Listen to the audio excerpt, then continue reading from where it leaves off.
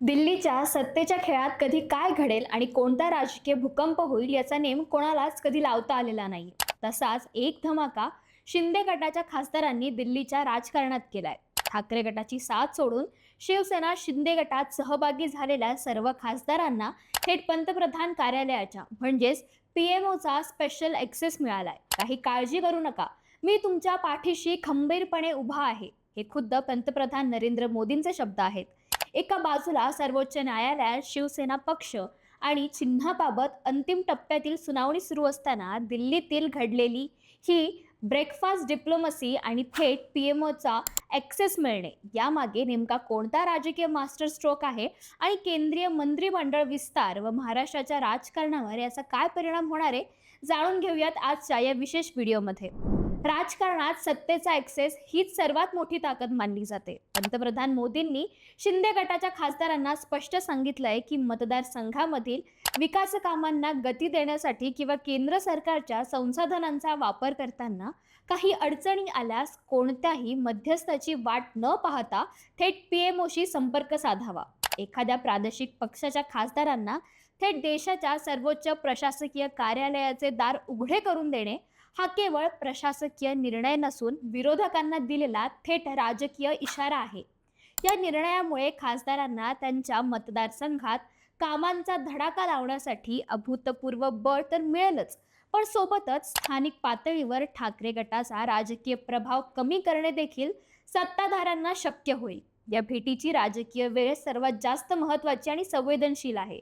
या आठवड्यात सर्वोच्च न्यायालयात शिवसेना पक्ष आणि चिन्ह प्रकरणी ठाकरे गटाच्या वकिलांनी जोरदार बाजू मांडली आहे. कोर्टातील या कायदेशीर लढाईच्या पार्श्वभूमीवर उपमुख्यमंत्री एकनाथ शिंदे यांनी आपल्या सर्व खासदारांसह पंतप्रधान मोदींची भेट घेतली. या भेटीनंतर बोलताना एकनाथ शिंदे यांनी विरोधकांवर जोरदार हल्ला चढवलाय. विरोधकांची स्टंटबाजी संसदेत आणि बाहेर सुरू आहे, पण गृहमंत्री अमित शहा जेव्हा संसदेत बोलतील तेव्हा विरोधक पळून जातील, असा घणाघाती दावा शिंदेंनी काँग्रेसवर केला. यातून स्पष्ट होतं की पक्षाची कायदेशीर सुनावणी सुरू असली तरी राजकीय पातळीवर महायुतीने पूर्ण आत्मविश्वासाने आपली बाजू भक्कम ठेवली आहे. या संपूर्ण दौऱ्यातील दुसरी अत्यंत महत्त्वाची गोष्ट म्हणजे केंद्रीय आणि राज्य मंत्रिमंडळ विस्ताराची गणिते.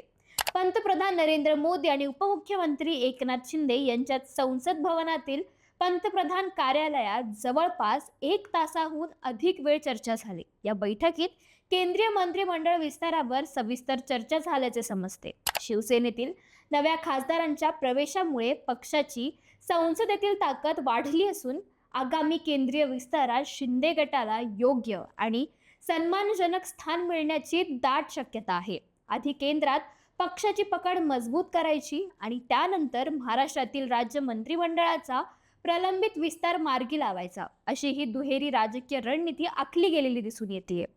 पंतप्रधान नरेंद्र मोदी यांनी या बैठकीत एनडीए हा केवळ राजकीय पक्ष नसून एक कुटुंब असल्याचे सांगत प्रत्येक घटक पक्षाला समान सन्मान मिळेल असे आश्वासन दिले.